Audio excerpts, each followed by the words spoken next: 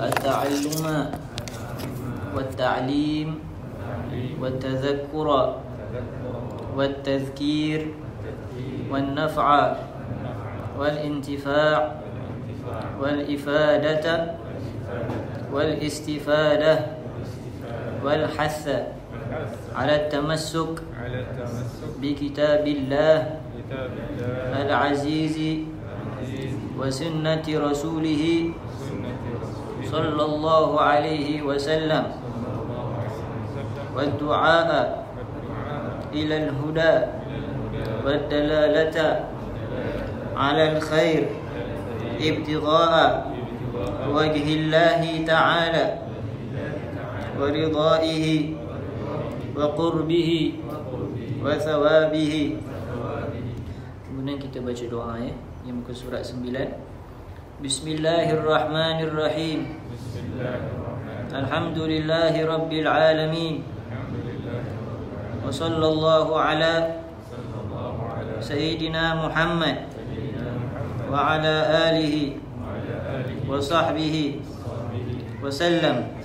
Allahumma urzuqna ya Rabbi fahman nabiyyin wa hifdzal mursalin wa ilhamal malaikati al-muqarrabin fi afiyatin ya arhamar rahimin.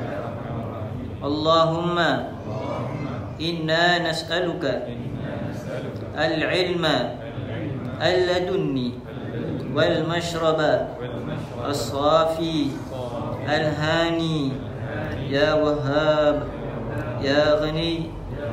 Sallallahu ta'ala ala sayyidina Muhammad wa ala alihi wa sahbihi wa sallam. Walhamdulillahi rabbil alamin. Bismillahirrahmanirrahim. Alhamdulillahi rabbil alamin. Wa bihi nasta'in ala umuri dunya waddin. Wassalatu wassalamu ala asyrafil mursalin wa ala alihi wa sahbihi ajma'in. Qala al-musannifu rahimahullah ta'ala wa nafa'ana bihi wa bi'ulumihi fid darain. Amin. Radhiyallahu anhu.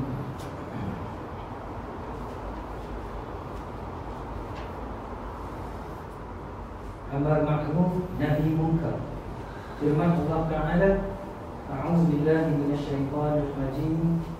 Wa ya'muruna bil ma'ruf wa yanhauna 'anil munkar wa ulaika humul muflihun.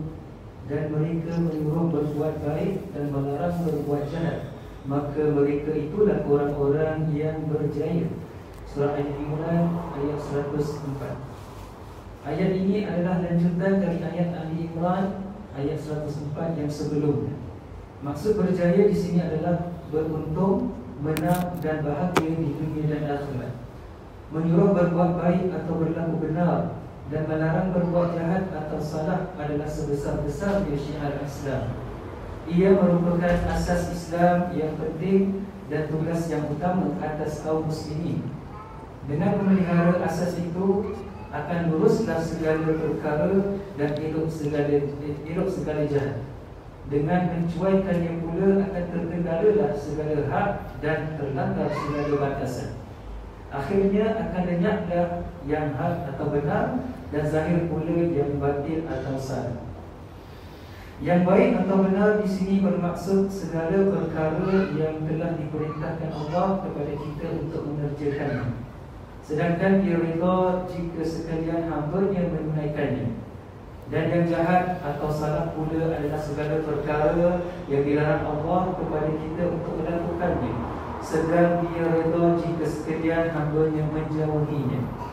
Menjalankan tugas ini, yakni menyuruh berbuat baik dan melarang berbuat jahat, adalah suatu tugas yang wajib dan perintah yang tidak boleh diabaikan sama sekali.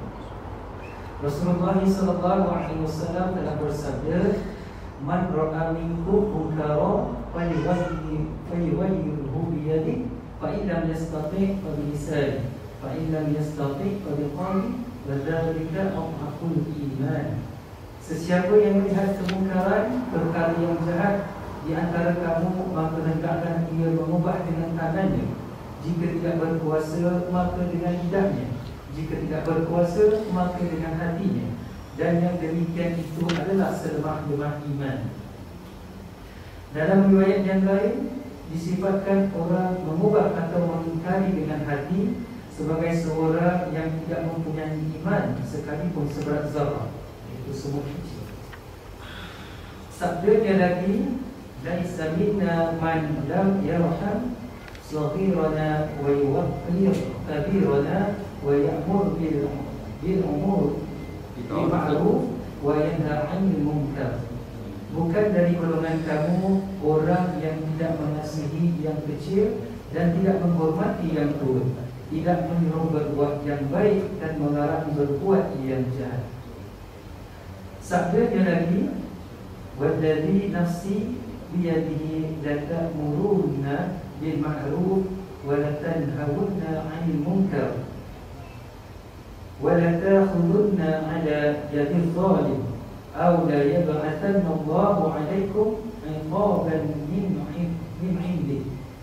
Demi jiwaku yang berada dalam kekuasaannya, hendaklah kamu menyuruh berbuat baik dan melarang berbuat jahat dan menegak orang yang zalim, ataupun Allah akan menurunkan azabnya ke atas kamu.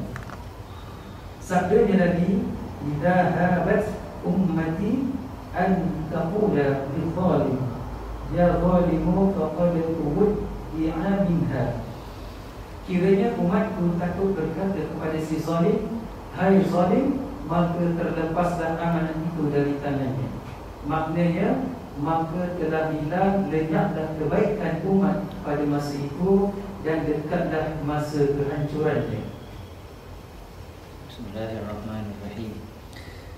Alhamdulillahirabbil alamin. Wassalatu wassalamu ala sayyidina Muhammadin wa ala alihi wa sahbihi ajma'in. Subhanaka la ilma lana illa ma 'allamtana innaka antal alimul hakim. La haula wala quwwata illa billahil aliyyil azim.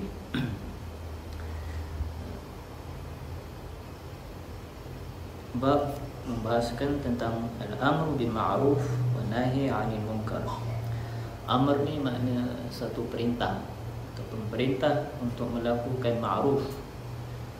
Ma'ruf ni dalam bahasa Arab, kalau kita terjemahkan sebenarnya yang diketahui. Sebagai seorang Islam, Muslim, ada benda yang sedia ma'ruf, maknanya sedia diketahui.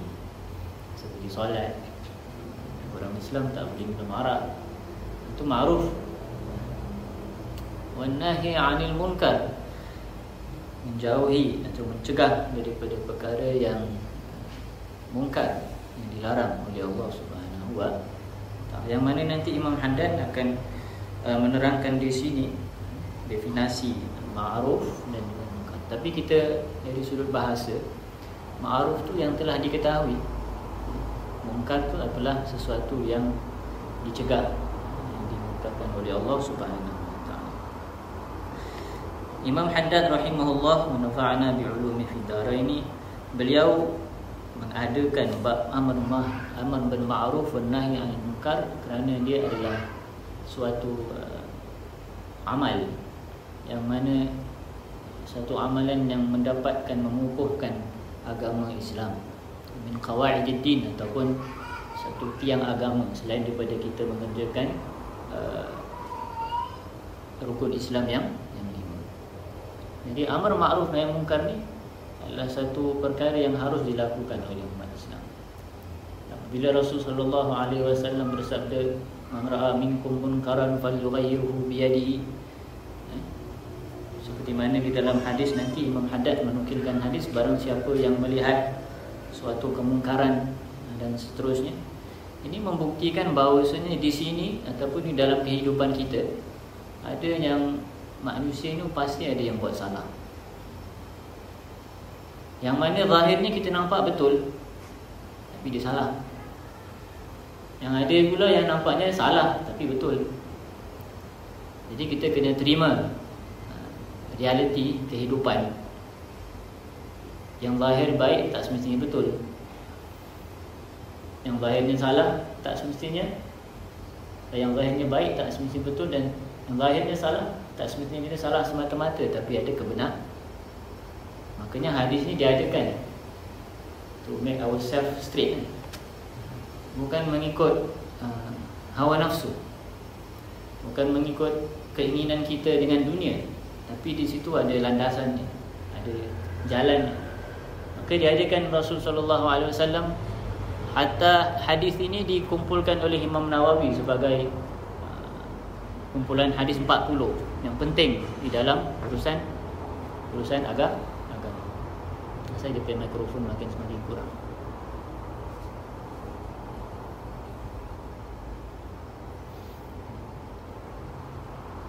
Jadi hadis ini adalah hadis yang menunjukkan bahawasanya di situ di luar ada yang orang manusia buat salah, ada yang betul. Dan bagaimana seseorang tu, perspektifnya seseorang dalam melihat sesuatu keadaan itu, menunjukkan bahawasanya hadis ni perlu kita ada guidance, tunjuk jalan. Barulah di situ ada amar ma'ruf wan nahi 'anil munkar. Firman Allah asalnya daripada firman Allah Subhanahu wa taala, wa ya'muruna bil ma'ruf wa yanhauna 'anil munkar wa ulaika humul muflihun. Baliknya kepada kejayaan. Bagaimana seorang insan itu ataupun seorang mukmin menghasilkan kejayaan di dunia? Apakah kejayaannya itu dengan kejayaan mendapatkan harta dunia, ataupun kejayaannya itu dengan mendapatkan apa saja yang diinginkan, seperti mana yang kita biasa terpengaruh di dalam urusan dunia. When I achieve this, meant I success. Bila saya dapat this knowledge, I success. Tapi bagi orang yang mukmin, sebab ni kita apa? Nasihat agama kan. Dan wasiat bagi orang-orang yang beriman. Jadi sebagai orang yang beriman, Imam Hamdan mewasiatkan, siapa tu orang yang berjaya? Mukmin yang berjaya itu dia, ya'muruna bil ma'ruf wa yanhauna 'anil munkar ulaika humul muflihun. Bermakna kalau kita mampu untuk mendirikan amar ma'ruf wa nahi munkar, ya sukses. Itu membuktikan iman kamu tu sudah sukses. Sebab nanti kita akan baca di dalam hadis Rasulullah sallallahu alaihi wasallam yang terakhir dia kata, wa dzalika adhaful iman. Maksudnya apa? Siapa yang tidak dapat menghindari satu kemungkaran dengan tangan dan lisannya, akhirnya dengan hati, itulah paling lemahnya iman seseorang. Tapi mukmin, tapi ada di situ kejayaan dalam sudut keimanan terhadap apa yang Allah Subhanahu wa taala perintahkan dan larang. Jadi asalnya Al-Quran ya'muruna bil ma'ruf wa yanhauna ulaika humul muflihun. Yang kita nak adalah kejayaan. Nak kekalkan keimanan kita tu yang kita sedang fikirkan.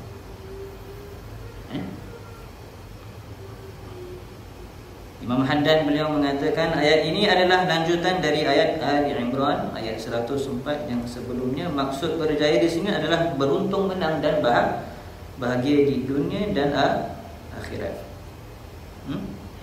Menyuruh berbuat baik atau berlaku benar dan melarang berbuat jahat atau salah adalah sebesar-besar syiar Islam. Apa tu makna syiar?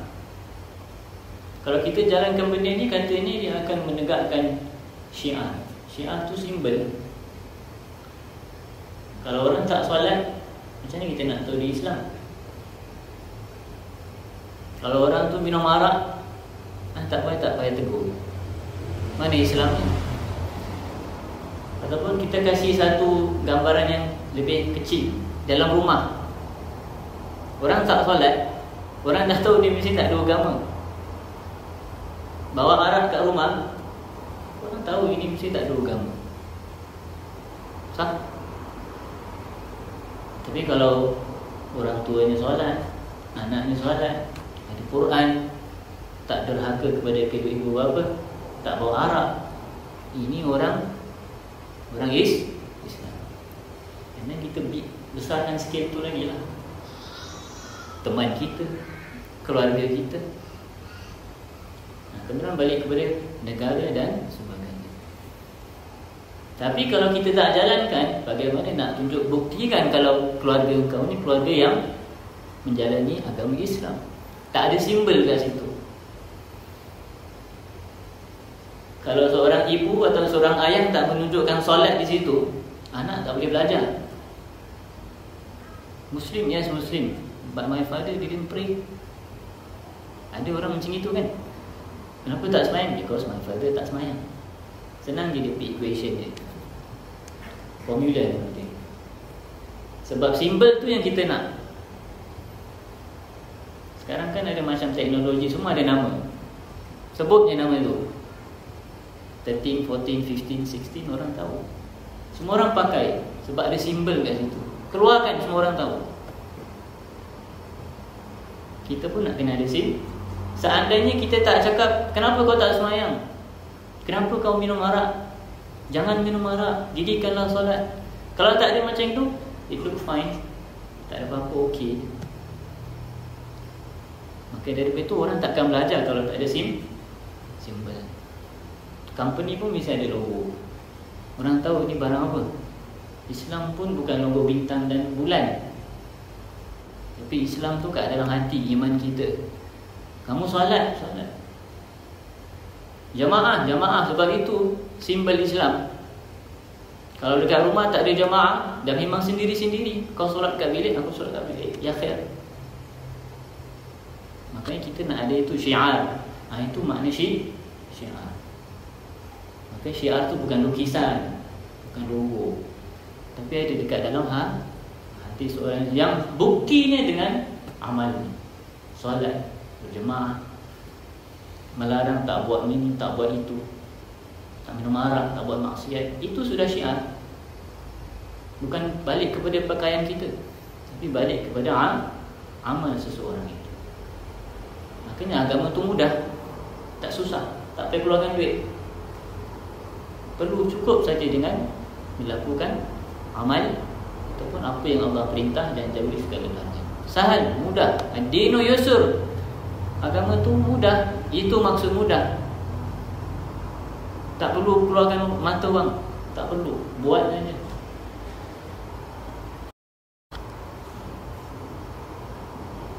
Dengan mencuaikan pula.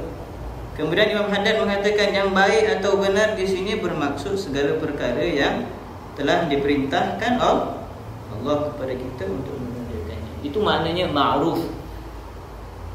Al-amr bil ma'ruf, memerintah pada sesuatu yang diketahui. Maksudnya diketahui ini seperti mana yang Allah telah perintah. Maknanya bukan menurut aku ini okey. Tak, dia ada dia punya kayu ukur dia. Ini betul ke salah? Makanya ada Quran di situ, ada yang boleh dengan tak boleh, perintah dengan larangan. Itu kita punya kayu ukur. Baru kat situ ada amar ma'ruf. Kemudian di dalam amar ma'ruf tu, dia pasti benda yang ma'ruf. Ma'ruf kat sini diketahui seperti solat. Sebaliknya kalau benda tu ulama bahaskan. Jadi baca bismillah, tak baca bismillah dengan semayang. Pergi Masjidil Haram, Allahu Akbar, Alhamdulillahi Rabbil Alamin. Tak ada pula orang yang tegur. Kalau kat sini Alhamdulillahi Rabbil Alamin, cepat aja keluar. Memang itu masalah khilaf. Mana ada pendapat ulama. Tapi kalau cakap pasal solat, ada orang cakap solat ada khilaf. Ada pendapat ulama, ada ulama cakap solat tak payah, niat aja, nawaitu, cukup. Tak ada. Wa aqimus solat, semua orang tahu solat. Bahkan orang yang kata nawaitu, orang tahu ni serum dia menyeleweng ni. Ada ma'ruf, diketahui. Puasa, ada orang cakap puasa tak wajib. Puasa sunnah mungkin ada khilaf. Oh ni boleh, ni tak boleh. Tapi solat puasa dalam bulan Ramadan ma'ruf. Ini orang kalau tak buat mesti diingatkan. Itu makna amar bil ma'ruf. Wa yanha 'anil munkar sama. Jangan larang sesuatu, jangan kita melarang sesuatu, hindari sesuatu kalau benda tu ada khilaf, ada pendapat. Biasanya tak jalan. Sebab tu opinion masing-masing kan. When there is an opinion, bisa ada banyak kita benda yang titik, orang masalah tak boleh, sensitif. Betul? Tapi orang cakap kena bayar ERP, ijma' Singaporean semua kena bayar. Tak ada orang yang faham. Jadi kalau benda yang Allah SWT kata ijma' ulama, senang untuk kita tegur. Kalau kita tegur, dia tak dengar, orang semua tahu kau yang salah, bukan kita yang dipersah. Okay, ingat, al-amar bil ma'ruf. Meaning kalau benda yang khilaf, jangan dibesar-besarkan. Tapi bukan ditegur, bahkan dijadikan pembahasan. Ini macam mana? Ini macam mana? Tapi jangan kau buat macam ini. Tak boleh. Wa yanha 'anil munkar. Dan munkar pun sama dengan benda yang diperintah. Minum arak tak boleh, kecuali kalau di situ nama dia non alkohol tapi nama bir. Kan ada kan zaman sekarang brand bir ma'ruf, tapi dia tulis non alkoholik. Khilaf ni jadi. Kau jangan minum non alkoholik. Nak cakap apa? Biasanya gaduh. Betul? Tapi kalau dia dah terang-terang mabuk, jangan minum, dia tak jawab kau jangan masuk campur hal aku. Itu paling dia jawab. Tapi dia kata ini tak salah, dia takkan cakap macam itu. Dia tahu itu salah. Tapi muskilnya kalau di rumah syiarnya tu minum, yang ikut tu pun my father drink what? Dia jadi simbol dia. Wa na'udzubillahi min Allah yahfazna. Okay. Jadi al-amr bil ma'ruf wa yanha 'anil munkar ulaika humul muflihun. Jadi yang mungkar pula katanya adalah, dan yang jahat atau salah pula adalah segala perkara yang dilarang Allah kepada kita untuk melakukannya, sedang dia redha jika sekalian hamba-Nya menjauhinya. Imam Haddad mengatakan menjalankan tugas ini, yakni menyuruh berbuat baik dan melarang berbuat jahat, adalah suatu tugas yang wajib dan perintah yang tidak boleh diabaikan sama sekali.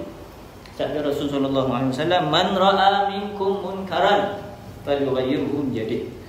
Kat sini dia kata apa? Siapa yang melihat. Itu terjemahan dia macam itu. Maksud melihat kat sini siapa yang tahu. Man ra'a. Kata ulama mengatakan mana alima.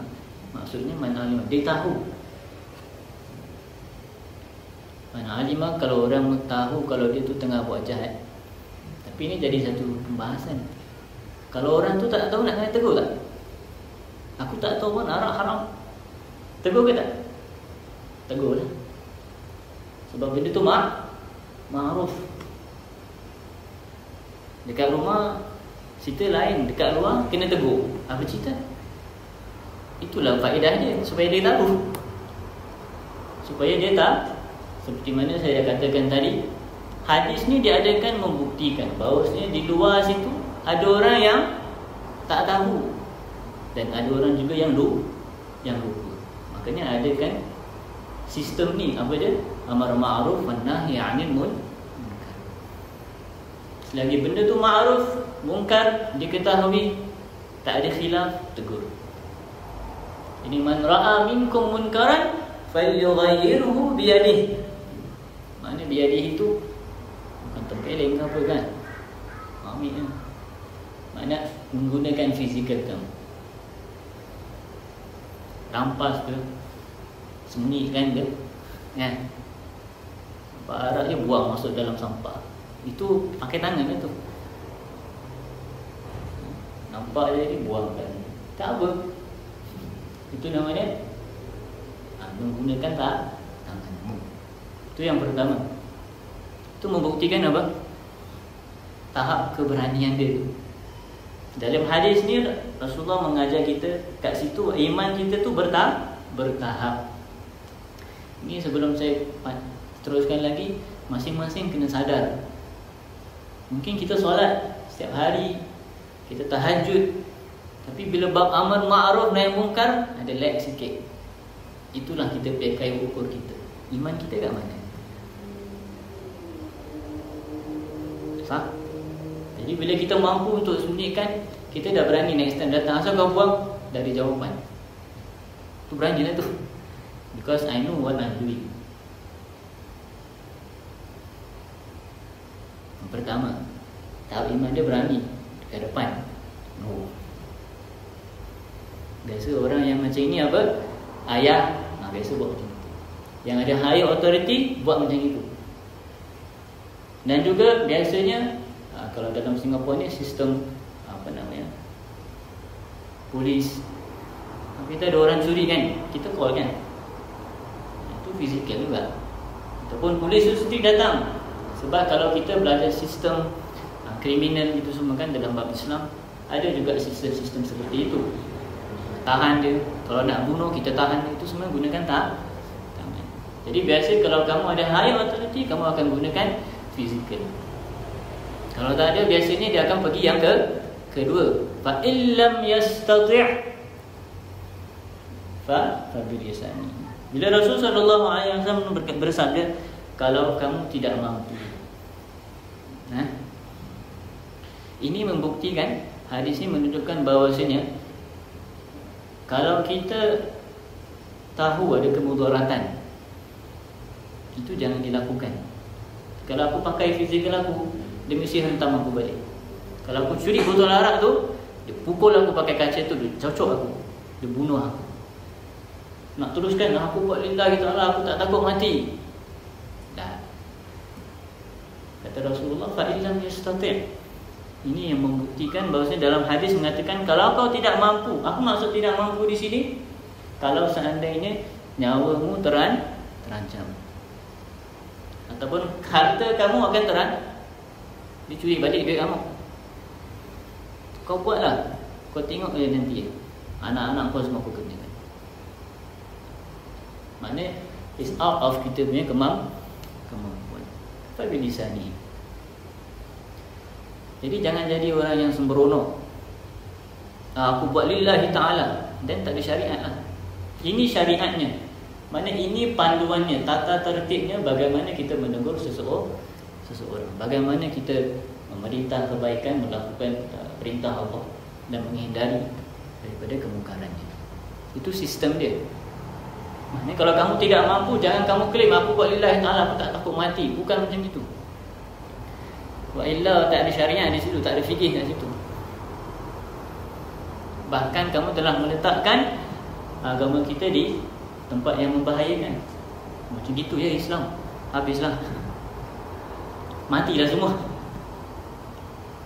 Okay, Rasulullah fa illam yastati', maknanya kalau kamu tidak mampu, bermakna kalau nyawa kamu terancam, harta kamu dalam bahaya, pindahkan kepada lisan. Tegurlah dengan lisan. Tegur, ya fulan, kau tahu tak kalau benda ni haram? Tak boleh. Tapi nanti ada dia punya etika cara menegur. Ya.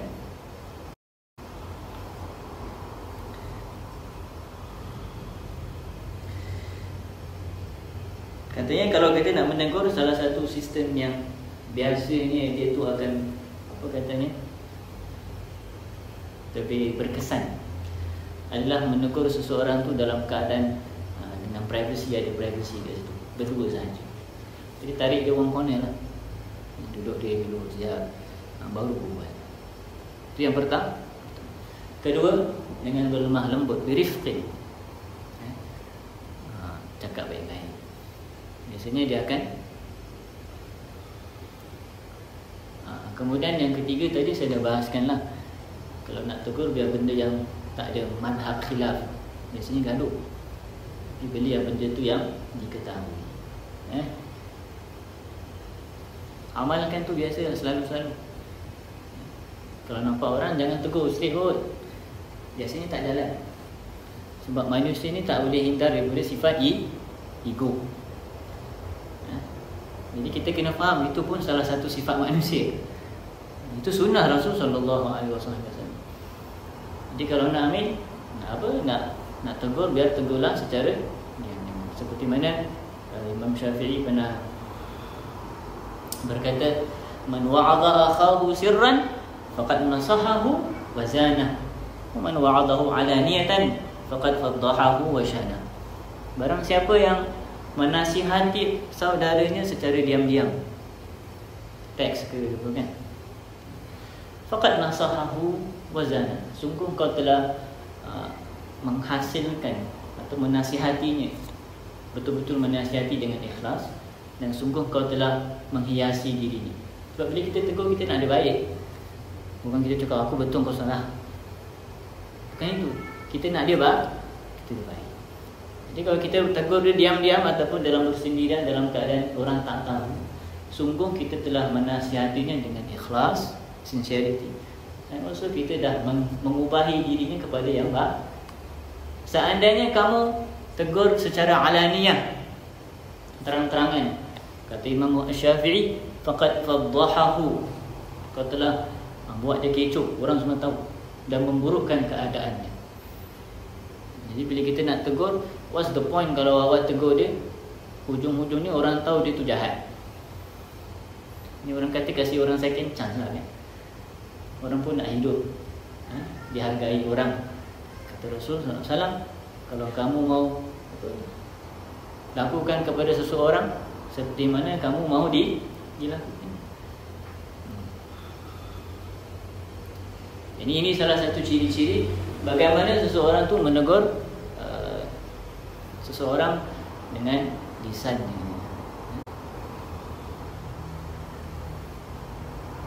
Orang Melayu cakap kalau lidah ni maklumlah tak bertulang kan. Betul. Tapi jangan sebab lidah tak bertulang tu hujung-hujung dia patahkan tulang kita kan susah. Jadi hati-hati.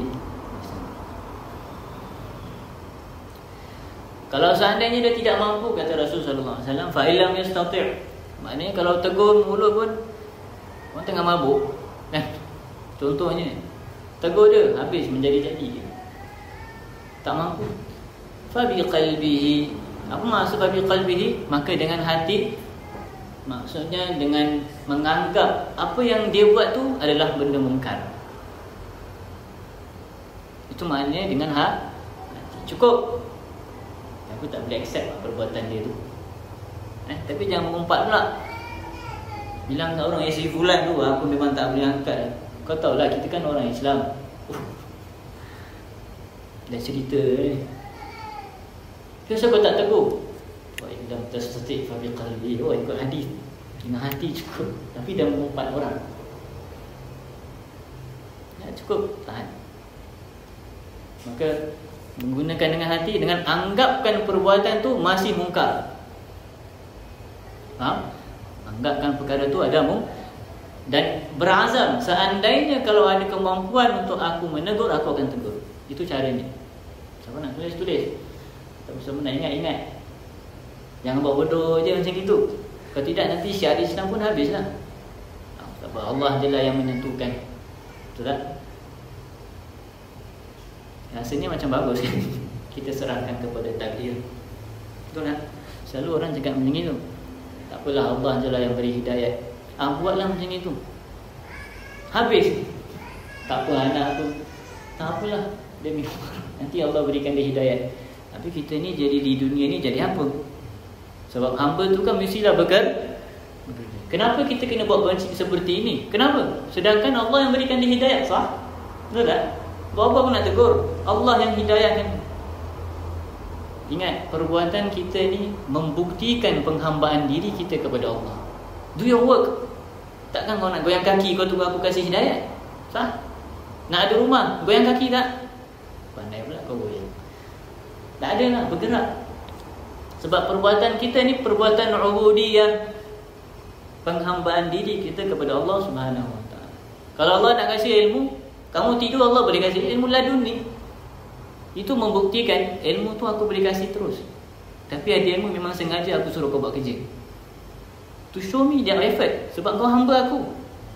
Bukan semua benda aku kena buat. Sama juga. Kenapa ada maksiat? Supaya kau tegur.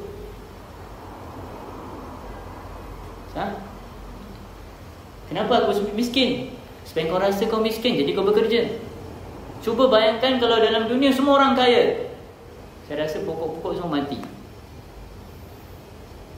Sebab dia nak di situ ada yang bekerja. Itu namanya sunnatullah fi khalqi. Itulah cara-cara Allah Subhanahu Wa Taala menciptakan makhluk-makhluknya supaya dia membuktikan pekerjaannya, penghambaan dirinya kepada Allah Subhanahu Wa Taala. Sama juga Rasul min Habibullah, orang yang paling dicintai. Kalau kita orang sayang, kita buat apa? Kalau boleh kita nak buat, semua kita buat. Sah? Jangan. Ayam buat. Sayang betul dia. Tapi kita lupa Muhammadun Rasul, abduhu wa rasuluh. Tetap dia hamba Allah. Makanya Rasul SAW buat sedemikian. Sebab dia tahu dia tu aku solat, aku amar ma'ruf wa nahi munkar. Sebab itu ciri-ciri seorang hamba. Jadi balik kepada hadis, kalau seandainya kamu tidak mampu, aku fa bi qalbihi wa dhalika, kata Rasul sallallahu alaihi wasallam, adhaful iman, selemah-lemahnya iman seseorang. Maknanya apa? Maknanya iman kita boleh terhapus. Dan iman tu boleh terhapus. Ini dalam sini, dalam kitab Syarah Arba'in Nawawi, Imam Ibn Hajar mengatakan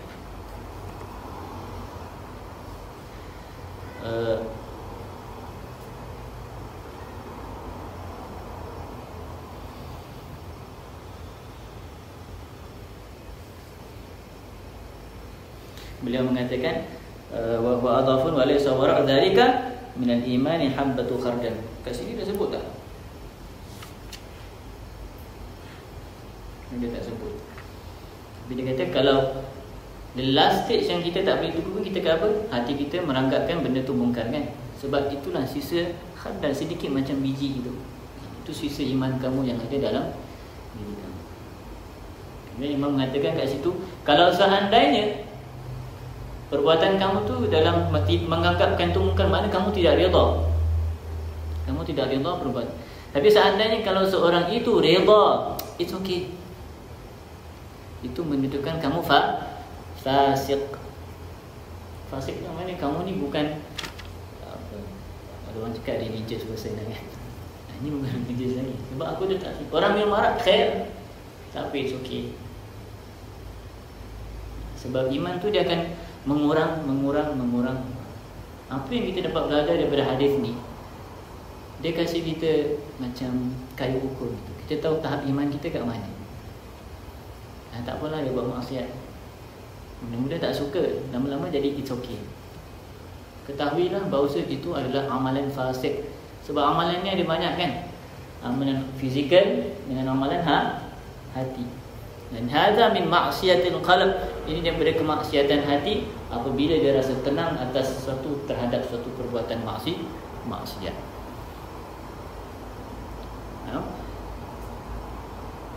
Dan seandainya kalau dia mengingkari perbuatan tu, tak ada, ini tak haram, sedangkan Allah terang-terang mengatakan itu haram, fahuwa kufrun, maka dia telah mengkufuri terhadap Allah Subhanahu wa taala.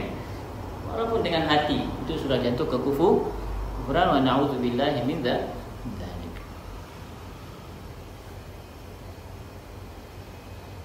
Makanya kalau kita sudah sampai tahap seperti itu, jangan stop. Fikirkan lagi macam mana. Kalau tak boleh dengan sendiri, cuba cari orang lain yang rapat dengan dia. Kau tolonglah kasih tahu dia, ataupun kenal-kenalan dengan dia dulu.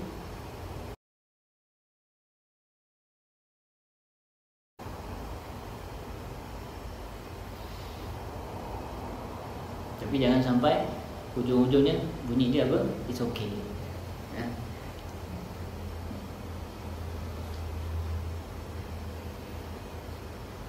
Kemudian Rasulullah sallallahu alaihi wasallam dan Imam Haddad mengatakan dalam riwayat yang lain, sifatkan orang mengubah atau mengingkari dengan hati sebagai seorang yang tidak mempunyai iman sekalipun, walaupun sebesar zarrah, semua kecil.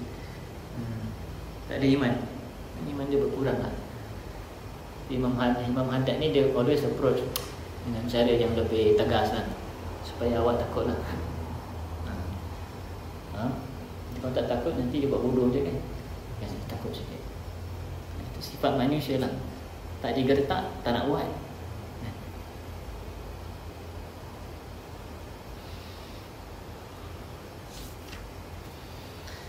Sabdanya lagi sallallahu alaihi wasallam, man laisa minna man la yarham saghirana wa yuwaqqir kabirana wa ya'muru bil ma'ruf wa yanha 'anil munkar. Bukan dari golongan. Ini bukan kamu kami. Tukar.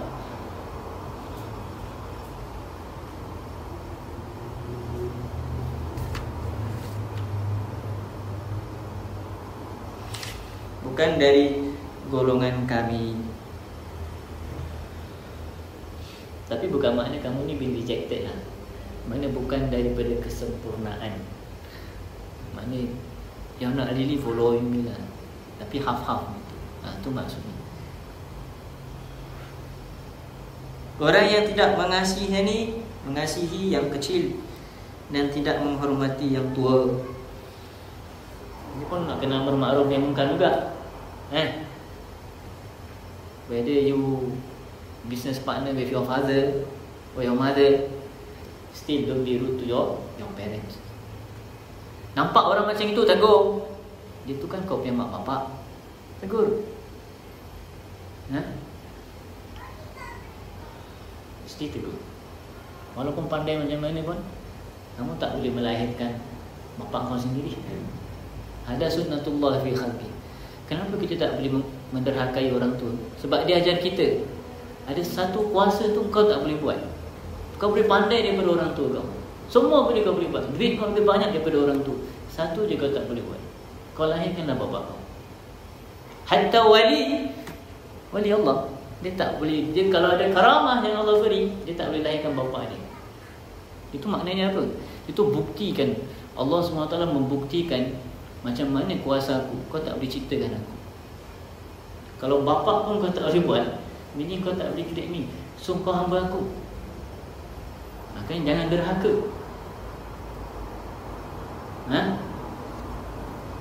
Hatta kamu ada bisnes dengan dia, baiknya jangan buat bisnes dengan bapak. Sebaiknya.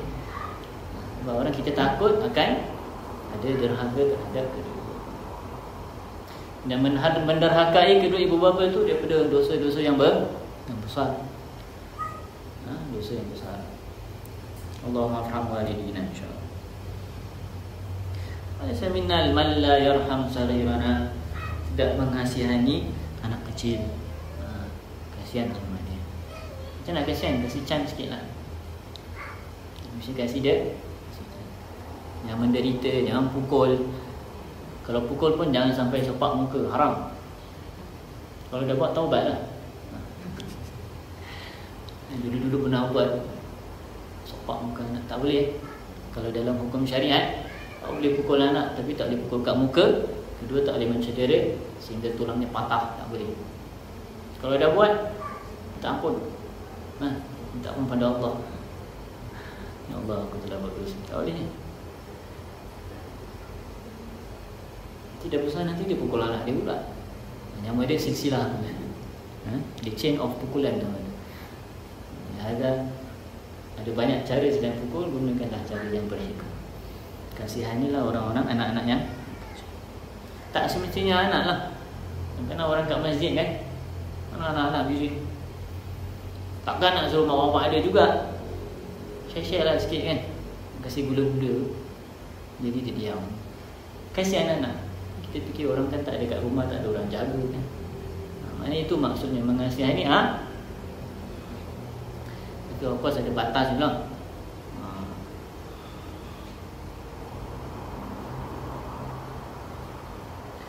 Rasul sallallahu alaihi wasallam Kalau jalan depan anak kecil, dia beri salam, Assalamualaikum. Sahabat pun buat gitu. Sampai orang tanya, kenapa kau buat macam itu? Kerana Rasul SAW buat macam itu. Rasul dulu buat macam itu. Kalau kita tak, dia ni masih boy lagi. Siapa yang ajar? Ada orang ajar? Tak ada. Except your ego teach you. Islam laisa hakada, bukan begitu. Kau boy apa kau tahu? Itu yang didurhaka dengan awak tu. Dia mesti nak challenge. Kau dulu cakap aku boy kan, sekarang aku boy kan kau balik. Itu manusia. We don't spread haters, apa? Spread love. Jadi kasihani anak ke anak muda. Kemudian wa ya'muru bil ma'ruf wa yanha 'anil munkar, dan bukan daripada kami juga orang yang tidak mahu memerintah untuk buat berbaik ataupun buat yang Allah perintah, memerintah kepada sesuatu yang Allah perintahkan dan menghindari daripada sesuatu yang Allah larang. Bukan daripada kami. Maknanya apa? Kalau you want your dunya, go ahead. But remember, that's not part of us. Kalau orang cakap kau buat je apa, biarlah orang nak cakap apa cakap. Kalau urusan dunia kan, kalau bisnes gitu, don't think about others, just do it, and then do it for Rasulullah lah. Yes, aminah. Because manusia tetap akan kritik kamu. Tapi ingat, yang kamu buat bukan untuk kritik orang, tapi kita buat lillahi wa rasul. Sebab bumi ni Allah yang punya. Perintah ni datang daripada Rasulullah sallallahu alaihi wasallam. Itu maksudnya. Buatlah saja. Sebab aku bukan for my personal interest, tak ada. Sebab itu Rasulullah. Yang aku nak ikut, nahnu mu'minu billah, aku beriman kepada Allah dan beriman kepada Rasulmu. Maknanya kalau aku tidak buat, balik sami, aku bukan daripada mereka. Jadi buat supaya kamu masih lagi menurut ajaran perintah Allah dan Rasul. Ini praktikal. Biasa kita ucap radina billahi rabba wa bil islami dina wa Muhammad. Aku redha. Tapi bila bab nak amar ma'ruf tu berat sikit. Sah? Buat tu amalnya kat situ.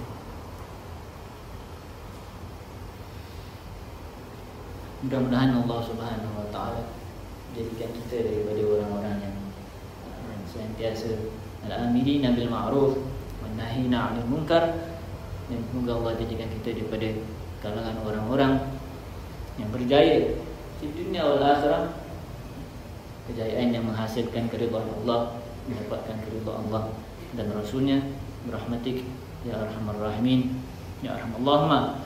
Idza aradta bin nasi fitnatan faqbitna ilaika ghayra maftunin wahfaz 'alaina al-iman illa an nalqaka wa anta radi 'anna bikaramika innaka ra'ufur rahim. Ya Allah, seandainya kamu ingin daripada hamba-hambamu itu fitnah, maka kau hindarilah kami, peliharalah kami sehingga kau tidak meletakkan kami di golongan orang-orang yang difitnah, dan peliharalah iman-iman kami sehingga kami dapat bertemu dalam keadaan kamu ridai dan Rasul meridai. Birahmatika ya arhamar rahimin ya arhamar rahimin ya arhamar rahimin. Sallallahu alaihi sayyidina Muhammad wa ala alihi wa sahbihi wasallam. Alhamdulillahirabbil alamin. Kita baca doa. Bismillahirrahmanirrahim. Rabbana anfa'na bima ya Rabbana i'tarafna bi annana wa annana asrafna ala nadhajra تغسل لكل حوبة واستر لنا العورات وآمن الروح واغفر لوالدي ربي ومولودي والآل والإخواني وسائر وكل ذي محبة أو جيرة والمسلمين أجمعين. ربي اسمع فضلا وجودا منا لا باكتساب بالمصطفى الرسول نحظى بكل سور. صلى وسلم عليه عند الحب وآله والصحب إعلانة الشسع والحمد لله بالبدء والتنادي. Ahsantum. Terakhir saya mohon maaf kalau ada kekurangan dari saya ataupun terkasar bahasa dari saya. Assalamualaikum warahmatullahi wabarakatuh. Waalaikumsalam.